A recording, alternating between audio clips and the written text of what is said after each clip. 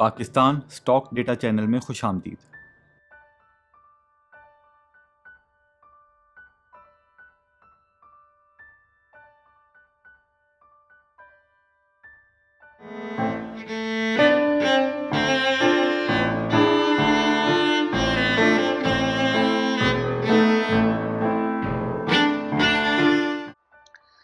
अच्छा जी, ये देखते हैं जी शेल का रिजल्ट। अच्छा, अब हम देखें नीचे है जी, Q2 में 38 रुपीज़ की ईपीएस है और 6 महीने में 16 रुपए की, यानी कि Q1 में 22 रुपए का लॉस होगा। अब देखते हैं जी, इसको सेल्स तकरीबन उतनी ही रही। अगर ग्रॉस प्रॉफिट देखें तो इस क्वार्टर में Q2 में थोड़ा सा कम हुआ। इसका मतलब है कहीं ना कहीं पे उनकी अदर इनकम बढ़ी होगी। सॉरी, ग्रॉस प्रॉफिट ये आ रहा है, ग्रॉस प्रॉफिट तो बहुत ज़्यादा कम हुआ, यानी कि पिछले क्वार्टर में 12 मिलियन का ग्रॉस प्रॉफिट, 12 बिलियन का ग्रॉस प्रॉफिट था, इस दफ़ा 6 बिलियन का है, तो आधा हो गया। फिर क्या किया इन्होंने, कॉस्ट तकरीबन उतनी ही रही, ठीक है।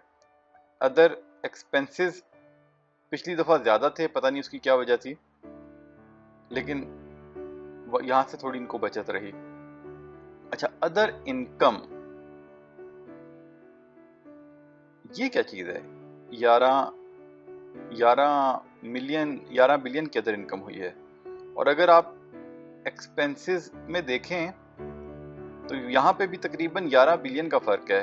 हमें कुछ ऐसा बज़ाहिर लग रहा है कि यहाँ पे जो उन्होंने एक्सपेंसेस डाले थे उसको रिवर्स कर दिया है उन्होंने, तो वो इनकम बन गई है। देखें आगे क्या होता है, आगे जाके फाइनेंस कॉस्ट तो इस दफ़ा थोड़ी कम हुई है,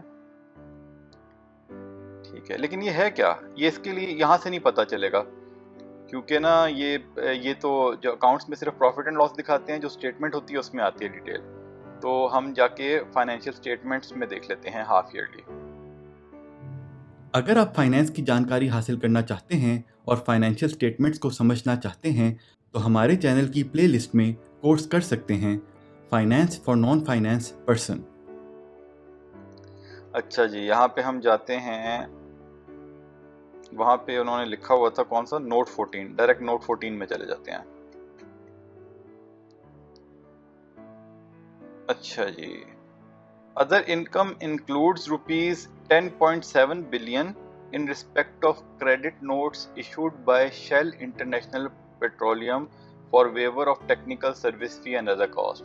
अच्छा, ये इन्होंने कुछ अर्से पहले नोटिस अपना दिया था कि असल में जो कंपनी होती है ना, जो पाकिस्तान में ऑपरेट कर रही होती है, जिसकी पेरेंट कंपनी, अल्टीमेट पेरेंट जो है दूसरे मुल्क में होती है, तो दूसरा मुल्क उनको एक फीस चार्ज करता है, जो वो अपनी मैनेजमेंट सर्विसेज दे रहे होते हैं उसके अगेंस्ट कोई एक सर्टेन फीस होती है।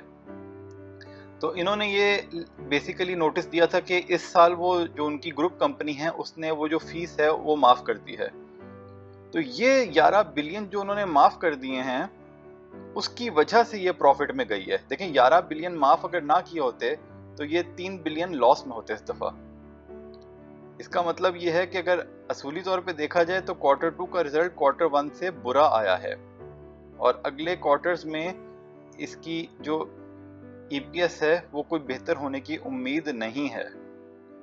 तो ये जनाब, अगर किसी ने देखा है Q2 में इसका 38 रुपए का अगर ईपीएस देख के वो समझ रहा है कि अब ये ठीक हो जाएगा, तो ये ठीक होने वाला बज़ाहिर नहीं लग रहा। अगर हम उनकी डायरेक्टर्स रिपोर्ट में भी एक दफ़ा देख लें, वहां पे भी शायद उन्होंने ये बात मेंशन की हो।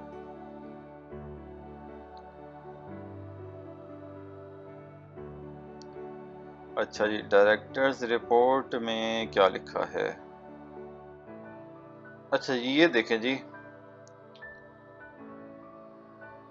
The result also reflect the impact of one-off technical service fee relief received from Shell International Company। One of का मतलब होता है कि ये जो 11 बिलियन इनका प्लस हुआ है ये सिर्फ एक दफा होगा साल में, दोबारा नहीं होगा। तो ये इनको उन्होंने वैलिडेट कर दिया कि ये जो है बेसिकली वो फीस रिवर्सल की वजह से उसको थोड़ा सा प्रॉफिट नजर आ रहा है, लेकिन असल में ये इनका बिजनेस लॉस में ही चल रहा है। तो जी ये था आज का एनालिसिस। ये सारा डेटा PSX की साइट से लिया, खुद वैलिडेट करें, फिर फैसला करें। कोई बाय सेल कॉल नहीं है, शेयर्स खरीदने बेचने का फैसला आपने खुद करना है, क्योंकि मुनाफे में मौज अपनी अपनी और नुकसान में दौड़ अपनी अपनी। पसंद आया तो शेयर लाइक सब्सक्राइब कर दें। खुश रहें, अल्लाह के हवाले।